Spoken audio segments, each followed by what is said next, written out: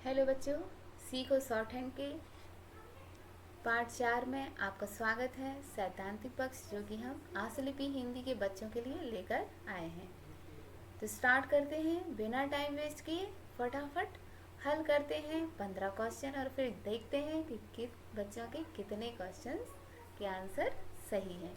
तो पहला क्वेश्चन जैसा कि आप देख रहे हैं, खिड़कीदार लिफाफे में पता कहाँ लिखते हैं? लिफाफे में आगे, लिफाफों के पीछे, पत्र में या नहीं लिखते?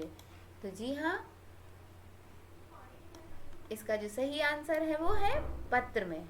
लिफाफे में जो है ना वो पत्र में इसका लिखते हैं। इसका देखिए इस तरह का, ये आपको जैसे लिफाफा दिख रहा है ये ऐसा होता है और इसी में ही एक खिड़की बनी होती है जिसपे कि सेलोफेन इस टाइप का एक ट्रांसपेरेंट उससे कवर होता है।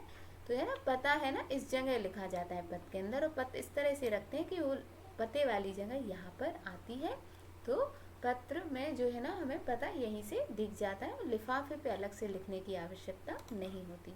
नेक्स्ट है, दो या दो से अधिक व्यक्तियों के द्वारा किसी विषय पर विचार विमर्श या निर्णय लेने हेतु एकत्र होने को क्या कहते हैं? बैठक, सभा, रैली और प्रचार। तो इसको कहते हैं बैठक। ठीक है ना, किसी भी चीज़ में हम बैठ के कोई विचार विमर्श हो रहा है तो बैठक कहलाएगी। सभा जो होती है बहुत सारे लोगों की होती है और उसके लिए सभा को बुलाया जाता है। मतलब किसी विषय पर हम उस पर भी बात करते हैं, लेकिन सभा बहुत सारे लोग होते हैं। और बैठक में दो या दो से अधिक मतलब 10 व्यक्ति भी हो सकते हैं, जबकि सभा में बहुत सारे लोग होते हैं और कोई एक उसमें कुछ कह रहा है और बाकी सब उसकी सुनते हैं, और इसमें हम एक दूसरे पे निर्णय लेते हैं। और रैली जैसे कि सभी को पता है, चुनाव की जो रैलियां होती हैं बाइक या किसी से भी हो सकती हैं। और फिर प्रचार आप जानते ही हैं, किसी भी चीज़ का प्रचार प्रसार करना। नेक्स्ट जो है वो दूसरे विभागों की राय जानने या देने का जो माध्यम है वो क्या होता है? पत्र, आदेश, ज्ञापन या टिप्पणी। तो जो दूसरे विभागों की राय जानते हैं या देते हैं वो टिप्पणी के माध्यम से देते हैं। नेक्स्ट है याहू, गूगल व MSN क्या है? Internet site, computer brand, Switzerland में बनने वाली घड़ियां या शनि ग्रह के छल्ले। तो इसका सही आंसर है इंटरनेट साइट। ये आंसर में भी आप लोगों को बहुत अच्छे से आता भी होगा। नेक्स्ट हमारा जो क्वेश्चन है, इंटरनेट क्या है? समुद्र में मछली पकड़ने का जाल, बास्केटबॉल की अंतर्राष्ट्रीय स्पर्धा, रेल लाइनों में रेल के डिब्बे का हिसाब रखने वाली पद्धति या कंप्यूटर पर आधारित अंतर्राष्ट्रीय सूचनाओं का यंत्र। तो इसका सही आंसर जो है वो घ, कंप्यूटर पर आधारित अंतर्राष्ट्रीय जो सूचनाएं हैं उनको रखने का यंत्र। इसके माध्यम से हम सारी इंटरनेशनल जो इंफॉर्मेशन है वो भी प्राप्त कर सकते हैं। स्क्रीन रेजोल्यूशन विवरण जैसे कि 720p में अक्षर P का जो वो अर्थ है वो क्या है? Point, pixel, progressive, provision. तो इसका सही आंसर है प्रोग्रेसिव। प्रोग्रेसिव जो है ना वो इस P को इंडिकेट करता है। नेक्स्ट जो है वो हमारा है, निम्नलिखित में से कौन कंप्यूटर सिस्टम का एक महत्वपूर्ण सुरक्षा चक्र है? ऑपरेटिंग सिस्टम का नियमित परिवर्तन, कंप्यूटर सिस्टम की नियमित साफ सफाई, एंटीवायरस सॉफ्टवेयर को नियमित तौर पर अपडेट करना और कंप्यूटर सिस्टम से इमेज और वीडियो को नियमित तौर पर डिलीट करते रहना। तो इसका सही आंसर है आपका गा, एंटीवायरस जो सॉफ्टवेयर है उसको नियमित तौर पर आप अपडेट करते रहिए तो आपके जो सिस्टम है उसमें वायरस नहीं आ पाएगा, या अगर आ भी गए हैं तो उसके द्वारा उसको हम रिमूव कर सकते हैं। सामान्य टेक्स्ट की लाइन से थोड़ा ऊपर लिखे जाने वाले अंक, अक्षर या संकेत को क्या कहा जाता है? हेडर, सबस्क्रिप्ट, सुपर स्क्रिप्ट या ड्रॉप कैप। तो इसको कहा जाता है सुपर स्क्रिप्ट। आप लोग सोच रहे होंगे उसको हेडर कहते हैं। हेडर थोड़ा सा और ज़्यादा ऊपर होता है, वो अलग से ब्लॉक बना रहता है। जैसे कि आप इस तरह से कर रहे हैं और फिर हमें कोई अलग से हेडिंग डालनी है, मान लीजिए आप टेबल बना रहे हैं कुछ भी, तो फिर हेडर थोड़ी सी और ज़्यादा ऊपर से लिखा जाता है। तो कंफ्यूज मत होइएगा, जब थोड़ी सी ही ऊपर लिखा जाता है वो सुपर स्क्रिप्ट कहलाती है। नेक्स्ट है, निम्नलिखित में से कौन सा उपकरण सामान्य तौर पर घर के कंप्यूटर को इंटरनेट से जोड़ने के लिए प्रयुक्त होता है? Modem, gateway, monitor, peripheral. तो इसका सही आंसर आपको मालूम होना चाहिए, हम इसको डिस्कस कर चुके हैं। मॉडेम जो है वो हमारे घर पे जो कंप्यूटर का हम प्रयोग करते हैं उस पर हम अगर इंटरनेट कनेक्ट करवाते हैं तो मॉडेम एक रखा होता है, आप लोगों ने देखा भी होगा। तो उसके ये मॉडेम होता है जिससे कि इंटरनेट कनेक्टिविटी होती है। नेक्स्ट है, जब आप किसी फाइल को डिलीट करते हैं तो ये डिफ़ॉल्ट रूप से कहाँ चली जाती है? बहुत ही अच्छा क्वेश्चन है। Recycle bin, pictures folder, documents folder और कंट्रोल पैनल। तो ये अगर थोड़ा सा भी आपको नॉलेज होगी तो इसका आप आंसर निकाल लेंगे। जी हाँ, रिसाइकिल बिन है। रिसाइकिल बिन में जो भी हमारी फाइल्स होती हैं रिसेंट, हम वो सारी वहाँ चली जाती हैं। और अगर बाई चांस आप गलती से कोई यूज़फुल फाइल चली गई तो आप रिसाइकिल बिन में जाकर उसको वापस आप फिर से रीलोड कर सकते हैं।